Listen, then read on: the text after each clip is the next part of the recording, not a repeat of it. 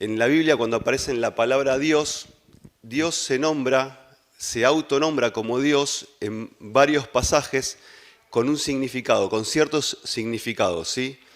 Y en algunos significados también las personas nombran a Dios en base a sus características. El domingo pasado escuchábamos hablar de los atributos de Dios, ¿no? No sé si recuerdan, que hablábamos de los atributos y que hablábamos de muchos de los atributos de Dios que son en él perfección, ¿no? ¿Se acuerdan eso? Que el concepto que Mauricio nos ha dado, que son, cuando hablamos de Dios es amor, ese amor en él se cumple a la perfección, ¿sí? No es el amor que nosotros tenemos, sino que es el amor a la perfección que Dios tiene. Ahora, cuando hablamos del nombre de Dios, muchos de los nombres que están, o algunos de los nombres que están escritos en la Biblia, tienen también esa significación, ¿está bien? No solo como atributo, en reconocimiento a Dios, sino también que explican a la perfección esa característica. ¿Está bien? Teniendo en cuenta ese concepto o eso que estamos diciendo, yo quisiera que vayamos un poco a lo que es la introducción.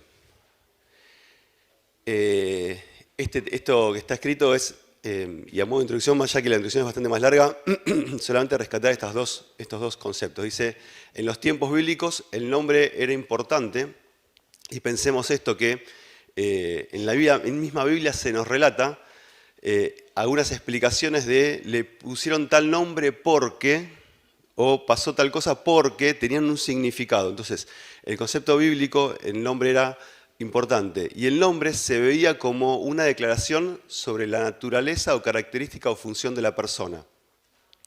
Y esto no solamente aplicaba a personas, no solamente aplicaba a Dios, sino a lugares, ¿sí? Y encontramos en el Antiguo Testamento y también parte del Nuevo Testamento, encontramos algunos nombres o ciudades o cosas que son llamadas porque pasó tal cosa, ¿está bien? Ahora después vamos a ver un poco en detalle esto, pero tiene que ver con esto. Tengamos en cuenta, el nombre no era algo al azar. Seguramente a ustedes les pasó, o a muchos de ustedes les pasó, y a mí también me ha pasado, de elegir un nombre a un hijo, ¿no? Bueno, quizás pensás pensamos, en el momento que lo hicimos, pensamos en alguna persona, o pensamos en algún pasaje, o pensamos en alguien o algo que nos gustaba, o pensamos porque nos gustaba un nombre. En la antigüedad, en tiempos bíblicos, eso no era tan librado al azar, no era tan así porque sí. Cada nombre tenía un significado. En la mayoría de los pasajes que se nos relatan, cada nombre tenía un significado. Y en especial, por supuesto, cuando hablamos del nombre de Dios. El pensamiento oriental, el nombre era jamás considerado como algo simple, como dijimos recién, sino que la definición de naturaleza que se la designaba. Es decir, se la designaba a la persona o a la cosa por algún motivo muy especial. Y eso marcaba, no era tan simple como que, bueno, quedaba ahí. Eso marcaba su vida, ¿sí? Cuando hablamos de Isaac y Esaú, el nombre de Isaac tenía que ver con esto, ¿no? Con aquel que era el que suplantaba, ¿sí? El que tomaba el lugar de. Y fue llamado así toda su vida. Y hasta que murió fue llamado así. También tenemos en otras ocasiones, y sí quizás nos vamos al Nuevo Testamento y nos vamos quizás ya, o también en el Antiguo Testamento, ¿no? El ejemplo es Abraham, que Dios le dice a Abraham, o Abraham, ¿sí? O también Jesús mismo que le dice a Pedro, era Simón y lo llama Pedro, ¿sí? Y tenían significados, cada uno de esos tenía un significado. Entendiendo este concepto, que es bastante importante en lo que vamos a ver ahora, vamos a ver un poco qué es esto de los nombres de Dios. El más representativo es este que leemos ahí, Elohim, que seguramente lo hemos dicho muchísimas veces, de muchas formas, pensando inclusive en eso, al leerlo, ¿sí? Porque a veces también es eso, ¿sí? A veces muchos de los pasajes que leemos nos llevan a pensar en esa característica de Dios, como Elohim. Elohim, fíjense, el término significa que depende significa aquel Dios todopoderoso, aquel Dios que es temido, ¿sí? En las culturas orientales, esto era algo muy especial. Es decir, cuando hablaban de Dios, hablaban de algo muy especial. Después vamos a ver alguna cosita más que tiene que ver con esto, que habla de que era casi, no se podía nombrar, ¿sí? La palabra Dios no se podía nombrar. Pero, y en este sentido, ¿no? En este concepto, cuando hablamos de esto, vemos que hay muchas personas que utilizan a Dios o el nombre de Dios y quizás no tienen la consideración. Bueno, este concepto de Elohim habla de aquel que es el Dios temible, que es el Dios que es digno de temor. También otros conceptos quizás un poco más cercanos a los que nosotros entendemos, ¿sí? Tienen que ver con el sentido de que es el primero, es el Señor, es el fuerte, es el poderoso, ¿sí? Quizás tenemos esos conceptos. No hay un concepto que realmente lo defina, porque esto fue definido antes que la letra fuese escrita, ¿sí? ¿Está bien? Ese es el concepto. Sí, esto fue escrito, Elohim fue escrito. De hecho, el primer versículo donde aparece es en Génesis 1:1. En el principio que creó Dios, Elohim, los cielos y la tierra. Esto nos habla de que este concepto estaba allí y quizás el escritor del libro, en este caso, según lo que vemos, fue Moisés, lo escribió muchísimos años después de haber sucedido ese concepto, ¿sí? De haber pasado ese acto. Y cuando puso en el principio, creó Elohim los cielos y la tierra, estaba hablando de un Dios todopoderoso, un Dios que era fuerte, un Dios que era Señor, y como mejor significatividad es que era el primero, ¿sí? El primero no porque es decir, fue el primero creado, sino que fue el primero que es, el concepto es desde siempre, ¿sí? Desde la eternidad, como también hablábamos en los atributos el domingo pasado. Cuando Moisés escribe eso, da la idea de que era el primero, y era necesario que sea así, ¿sí? Era necesario para mostrarlo. Por eso, cuando podemos leer en adelante, me encantaría, por lo menos yo primero, poder hacerlo, poder entender que cada uno de esos nombres que están escritos tiene una significatividad más que importante. Fíjense ahí que este uso aparece en el Antiguo Testamento casi 2.570 veces, ¿sí? En los manuscritos originales se ven casi 2.570 veces que aparece. Sin duda, una palabra muy importante y que tenía un significado muy importante y que tiene un significado muy importante. Por supuesto que también se usa, y ahí vemos para otras deidades falsas, pero dando la connotación de que ellos querían ser, o que los hombres le daban el poder de, pero no eran ni señores, ni primeros, ni eran poderosos, ¿sí?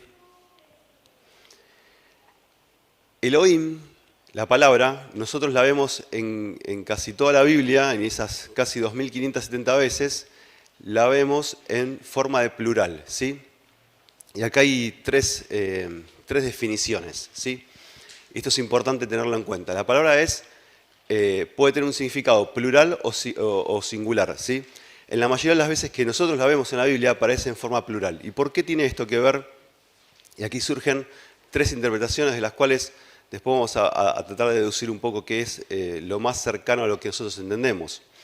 La primera definición es que es un plural politeísta, ¿sí? Que originalmente era algo que adquiría un sentido singular, pero después se amplió a algo como si fuesen más dioses, ¿sí? Ahora, eso significa poli. Ahora, cuando vemos en la Biblia este concepto y vemos lo que significa, cuando hablamos de Dios, y en toda la Escritura se nos da a entender que Dios es uno, ¿sí? Dios es uno. Dios es uno, es en tres personas. Quizás es un concepto que para nosotros no lo entendemos, que no aplica, ¿sí? No corresponde. El segundo es que es un plural trinitario, ¿sí? El Dios trino es como uso plural. Entonces hablamos de Dios, cuando hablamos de Dios como un todo, pero en forma plural, ¿sí? Dios Padre, Dios Hijo, Dios Espíritu Santo, pero como si fuesen en formas separadas, solo en formas separadas. Y justamente la Biblia lo que nos habla es que es un Dios en tres personas. Y está bien los pasajes que encontramos, porque también está esto, y no podemos ser ajenos a esto, que encontramos Dios Padre, Dios Hijo, Dios Espíritu Santo. Pero la idea de eso no es que son tres dioses. La idea de eso es que es un Dios en tres personas. Y esto nos lleva a pensar un poco que nuestra mente finita a veces nos cuesta comprender esto. Por supuesto que cuando somos guiados por el Espíritu entendemos, porque Dios es Espíritu también y porque el Espíritu Santo mora en nosotros, entendemos de que cuando estamos hablando a Dios, sabemos a quién le estamos hablando, a qué persona de la Trinidad estamos hablando. Cuando estamos actuando, sabemos de qué persona de la Trinidad nos impulsa a actuar. Cuando hablamos de el Salvador, el Redentor, aquel que nos dio vida, sabemos de qué persona de la Trinidad estamos hablando, ¿sí? Entonces, cuando hablamos de estos conceptos, a veces nosotros por conocimiento lo sabemos, pero a veces es difícil explicárselos a alguien que no lo sabe. Por eso es bueno también saber entender estos conceptos de que significan los nombres de Dios. En tercer lugar, el concepto es un plural majestático. Esto habla de que es una característica propia de un ser superior, ¿sí? Alguien que reina, es decir, alguien que es la majestad. Y acá nos habla esto que quizás es lo que más reconocemos nosotros, este Dios, este Elohim, en aquel que es por sobre todas las cosas, que es supremo, que tiene todo el poder, que es Señor, que es el primero, que es aquel que para nosotros es el que único y verdadero Dios. Y este quizás es el concepto que más, por lo menos nosotros entendemos, ¿sí? A ver si tengo acá algunos ejemplos. Sí, algunos ejemplos que podemos ver allí en relación a la soberanía y que utilizan en la Biblia la palabra Elohim, y quizás podemos leer alguno. Ahí en Isaías 54:5, ¿quién me puede ayudar? Isaías 54:5. Porque tu marido es tu hacedor, Jehová de los ejércitos es su nombre, y tu redentor, el Santo de Israel, Dios de toda la tierra será llamado. Bueno, fíjense que ahí aparecen varias características enunciadas, pero Jehová Dios, ese que vemos ahí, es aquel que está hablando de Elohim, ¿sí? Es aquel que tiene poder para hacer todas esas cosas. Es aquel que es por sobre todas las cosas. El segundo versículo es en Jeremías 32:27. ¿Quién lo tiene? He aquí que yo soy Jehová, Dios de toda carne. ¿Habrá algo que sea difícil para mí? Fíjense que dice, he aquí yo soy Jehová. Y ahí también la palabra es la misma, es Elohim. Y habla de que es Dios, es decir, es Dios, y también utiliza esa misma palabra, es mostrando la autoridad de Él sobre todas las cosas, ¿sí? Sobre todo lo que es los seres vivientes, sobre todo lo creado, Él es la autoridad. Pasamos. Allí otro ejemplo es con relación a la obra de la creación. Bueno, no lo vamos a leer, es bastante conocido. Génesis 1:1, Isaías 45:18 también, y Jonás en 1:9 también habla de esa creación, del Dios creador, y también utiliza, cuando se refiere a Dios, en esas ocasiones, hablando de la creación, habla de Elohim también. En tercer lugar, con relación a su juicio. Fíjense, cuando leemos, y está en el apunte, si no me equivoco, lo puse ahí también,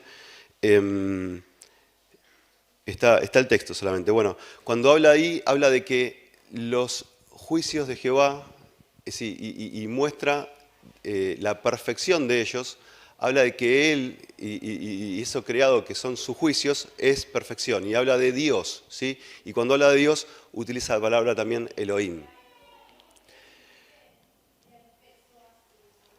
Así como Elohim, aparecen un montón de nombres compuestos, ¿sí? Entonces aparece, quizás estos nombres quizás algunos no suenen, porque los hemos escuchado nombrar, y aparecen nombres, ahí son 9, pero aparecen nombres como el Shaddai, y en relación al que está en lo alto, al que es el poderoso, aquel que está sobre toda altura y que por sobre él no hay nadie, ¿sí? Aquel que es el Elión. Y permítame, con este Shaddai también hay una... los judíos utilizaban mucho, no lo puse la punta, pero los judíos utilizaban mucho la palabra Shaddai también para aquellos que eran, para los bebés, cuando se recostaban sobre el regazo de su madre. ¿Por qué? Porque para el bebé, para el recién nacido, eso significaba todo lo que necesitaba. ¿Está bien? Todo lo que necesitaba era el calor y el alimento que su madre le podía dar. Y cuando hablaban de ese Shaddai, hablaban de eso también, ¿sí? Se referían a eso también. Y dando a entender de que aquel que es altísimo no es que está lejos, ¿sí? Sino que es aquel que todo nos lo puede dar. Aquel que es poderoso para darnos todo. No solamente alimento, abrigo, cuidado, protección, nos puede dar todo lo que necesitamos. Es el único Dios verdadero, es aquel que, como decíamos, Elohim. Y en este caso en particular como Shaddai. El Elión, el Dios altísimo que enfatiza el poder y la soberanía suprema de Dios. Y fíjense que todos estos, quizás para nosotros nos cuesta entender o distinguir bastante la diferencia de todo esto. Para los judíos era algo muy importante, ¿sí?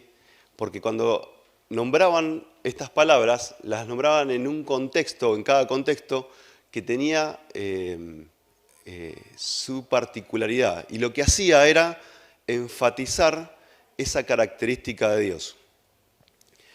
El Elión, el Dios altísimo, que muestra el poder y la soberanía y la supremacía de Dios.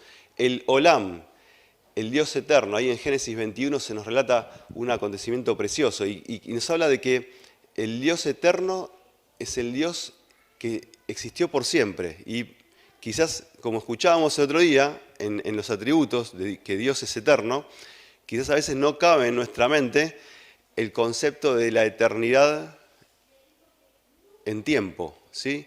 Y miramos y decimos, bueno, ¿cuál es la eternidad? Y escuchábamos decir la eternidad pasada, la eternidad futura. No tenemos concepto. Dios es un Dios eterno. Y ese Olam es aquel que muestra esa eternidad, que es fuera del tiempo, que está fuera o paralelo al tiempo y que sabe todas las cosas y que vive y conoce todas las alternativas de todas las cosas. Aquel es el Dios Olam. El cuarto es el Roy, el Dios que ve, ¿sí? Ahí en Génesis también se nos relata un pasaje, si quieren lo leemos, Génesis 16:13. Dice, entonces llamó el nombre de Jehová, que con ella hablaba. Tú eres Dios que ve, porque dijo, no he visto también aquí al que me ve. Y si recordamos este pasaje que nos habla de que Dios le dice que le dice a Dios es Dios el que ve. El que ve no porque ve lo que está pasando, sino que ve toda la situación. Es como el que ve toda la película, ¿sí? Y que ya de antes, aún estando en el medio de la película, la persona, Dios ya sabe lo que pasó y lo que va a pasar. Y sabe en detalle. Es el Dios que ve. El segundo nombre es un nombre que aparece y que nosotros quizás le damos mucho respeto, y está muy bien, y quizás es el más, entre comillas, cercano a nosotros, porque también aparece, o es muy utilizado en el Nuevo Testamento. Es aquel que quizás es el Yahvé, el que muchos, o en la antigüedad, utilizaron de sacarle las pronunciaciones de las vocales de forma que no se pueda pronunciar. Y ahí es donde aparece el concepto del no nombrar a Dios, ¿sí?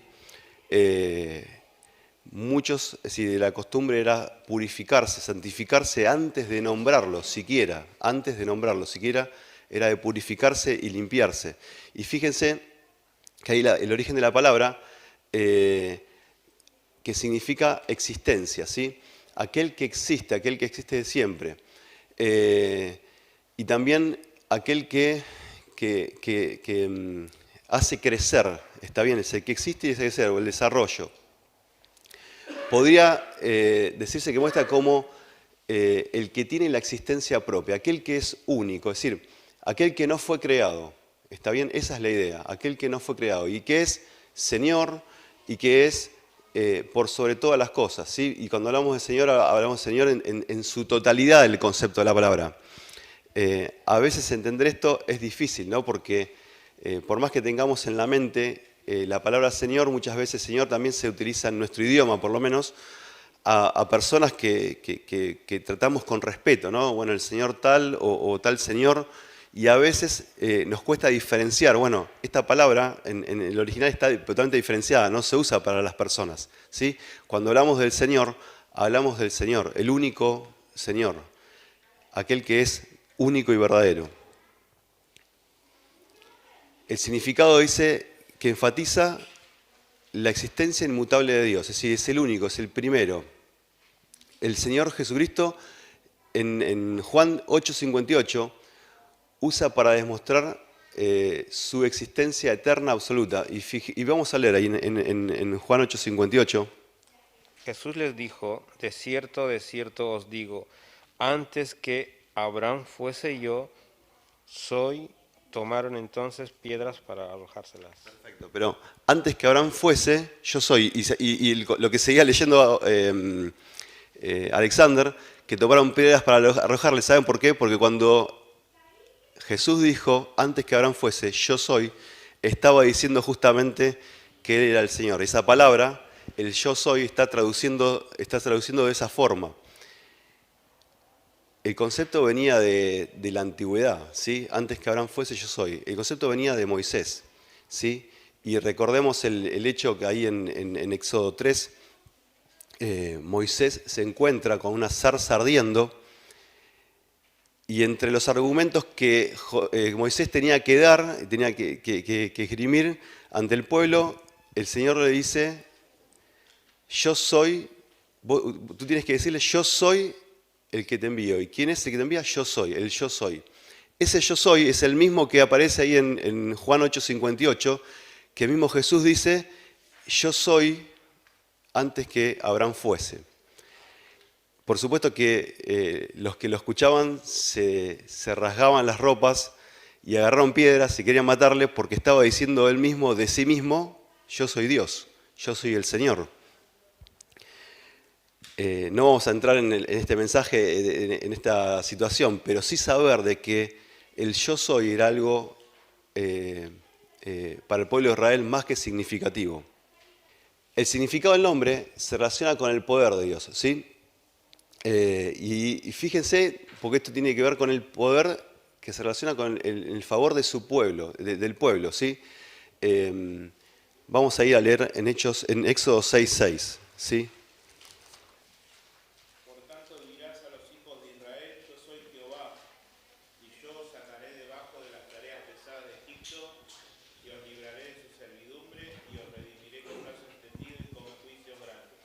Cuando dice esa palabra, dice, yo soy Jehová, lo que le está diciendo está hablando de ese Yahvé, ¿sí? La palabra ahí mejor traducida es Yahvé. Y cuando les dice eso, Dios, el pueblo entiende que iba a haber una liberación. Imagínense, 400 años de esclavitud, para ellos era más que importante esto. Y esto marcó para el pueblo de Israel todo ese tiempo. Ahora, les vamos a ver un poco más qué es para nosotros este nombre, qué significa para nosotros este nombre, ¿sí?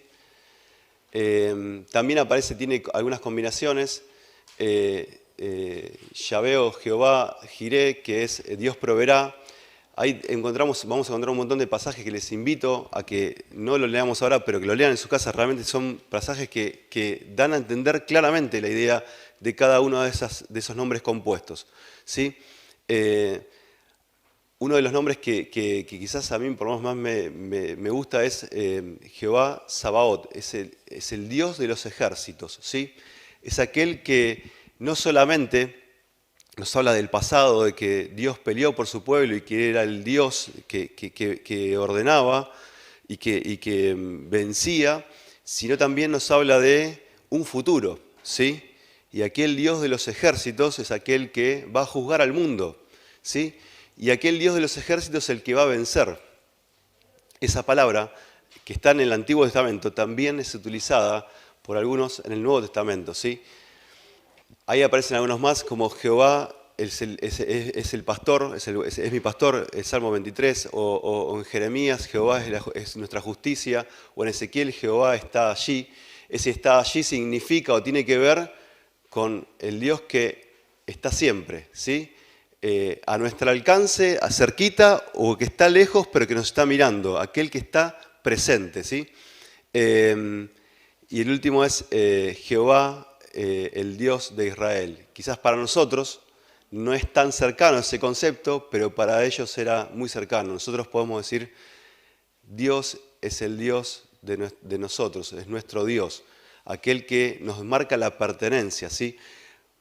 Para los israelitas que luchaban permanentemente con pueblos ajenos a Dios y que nombraban que tenían otros dioses y lo igualaban al Dios eterno que ellos conocían, era una lucha de cada día. Para nosotros, y así lo traemos al presente, para nosotros, cuando nos hablan de otros dioses o nos hablan de otras cosas que suplantan o reemplazan o igualan a Dios, debería ser con la misma vehemencia que el pueblo de Israel tenía contra esos pueblos, ¿sí? Y no estoy hablando de la época rebelde del pueblo de Israel que también habían adoptado otros dioses, sino de cuando el pueblo de Israel estaba fiel, firme y entendía, como ahí en los jueces, se recuerdan los años de paz que habían tenido y que no se habían dado a otros dioses y que Dios era el único que estaba con ellos, y era el único Dios y verdadero. Ese debería ser el celo de nosotros como iglesia ante Dios. El tercer nombre es Adonai. Este nombre es del Antiguo Testamento y muchos lo utilizan en el Nuevo Testamento. Después lo vamos a ver que aparece con otro nombre, es Kyrios, ¿sí? Pero es el Señor, el amo, el dueño, ¿sí? Allí hay unos pasajes que muestran. Y fíjense que en relación entre los hombres también se usaba ese nombre, ¿sí? Adonai. No es que era un nombre exclusivamente para Dios. Ahora, en ciertos contextos, cuando se hablaba de el Señor, se hablaba de Dios, no se hablaba de hombres, ¿sí? Se hablaba del Señor. Y también se usa en relación de Dios con los hombres. Y esto ahí sí es unívoco, es decir, no hay equivocación. Esto es que Dios muestra su autoridad, ¿sí? El Adonai. El cuarto es Dios como el Dios que nosotros conocemos, ¿sí? En ese significado, del Dios que se refiere al único Dios verdadero. Quizás un concepto bastante amplio, y esto es bastante general, ¿sí? Pero es el Dios que nosotros conocemos, ¿sí?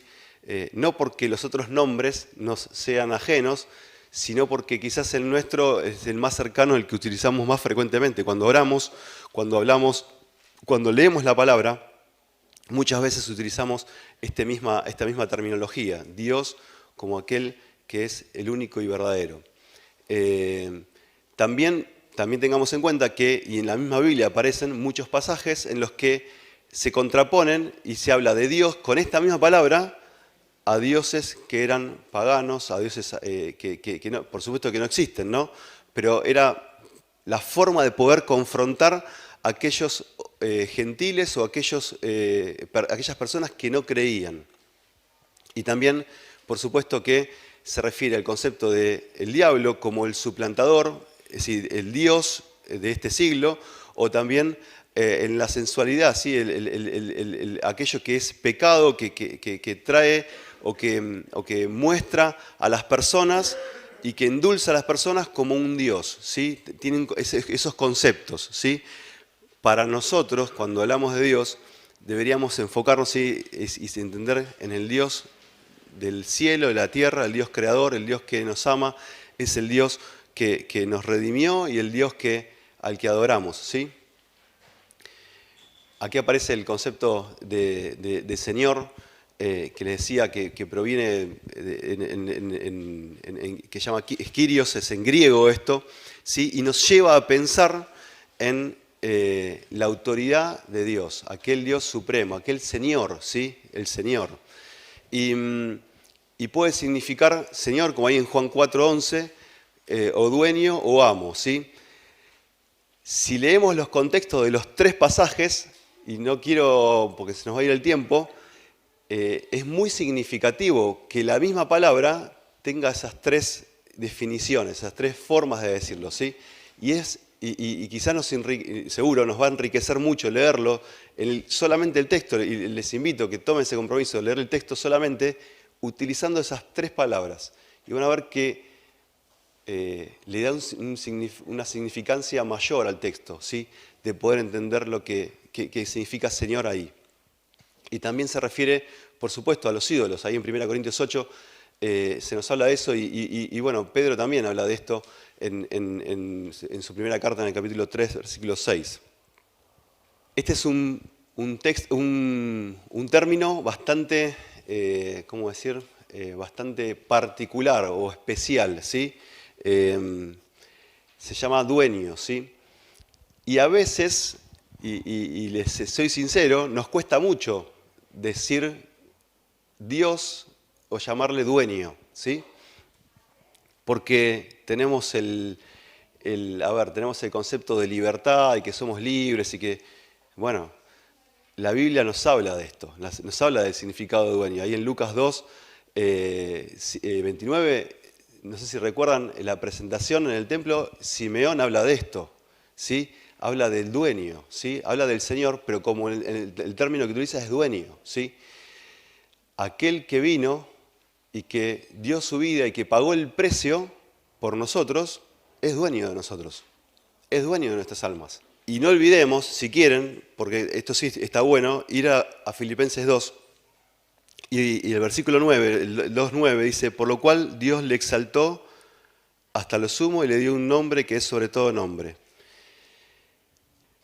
Cuando hablamos de Jesucristo, hablamos de Jesús, o hablamos del Señor Jesucristo, estamos hablando de Dios, ¿sí? Y no estamos, sí, no le podemos quitar respeto, ni siquiera en un chiste, ¿sí? Ni siquiera en un chiste, porque es Dios, ¿sí?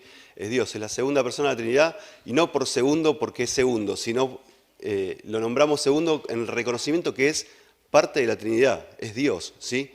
Y no quitarle el respeto a esto, ni siquiera vuelvo en un chiste, en un comentario así sencillo o al azar, o como podrían decir algunos mayores, de balde, ¿sí? Estamos hablando del Señor Jesucristo. Y cuando hablamos de dueño, y ahí volvemos al tema, se habla de esto, ¿sí? De que Dios es el dueño, y que a veces nos cuesta entender de que en el Señor Jesucristo encontramos aquel que pagó el precio por nosotros, ¿sí? El concepto, no sé si recordamos, el que estábamos en el mercado de los presos, de los esclavos, y que fuimos comprados, ¿sí? Y este es el concepto, Dios es dueño, el Señor Jesucristo es el dueño, porque pagó el precio por nosotros. El último nombre es el de Padre, ¿sí? Allí Padre está hablando con referencia a Dios y aparece, fíjense que nosotros lo nombramos, en la Biblia lo nombramos muchas veces, en el Nuevo Testamento sobre todo, muchas veces, y en realidad con este nombre como Padre, en realidad aparece solo 15 veces en el Antiguo Testamento y aparece unas 245 veces en el Nuevo Testamento. Me equivoqué en el concepto, perdón. Que aparece muchas más veces en el Nuevo Testamento que en el Antiguo Testamento. ¿Por qué? ¿Cuál es la diferencia de esto? Ahí es donde nos enfocamos y vemos el Yahvé, el Dios temible, y en el Nuevo Testamento encontramos al Dios que es aquel que nos ama, que mostró su amor para con nosotros. Aquel que es Padre, y le podemos decir Padre, y quizás para un judío en el Antiguo Testamento, decirle Padre a Dios era casi una ofensa, ¿sí? Nosotros hoy podemos decirle Padre. ¿Y por qué podemos decirle Padre? ¿Cuál es la virtud o la capacidad de podemos decir Padre? ¿Alguno me la puede decir? ¿Por qué podemos decirle Padre a Dios? ¿Cómo? Sí, pero ¿por qué? Ahí está el tema. Sí, ¿por qué podemos decirle nosotros Padre a Dios? Porque somos sus hijos. ¿Pero por qué somos sus hijos?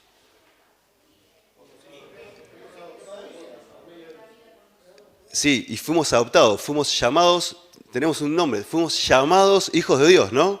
Bueno, ese concepto en el Antiguo Testamento no aparece así, de esa forma, ¿sí?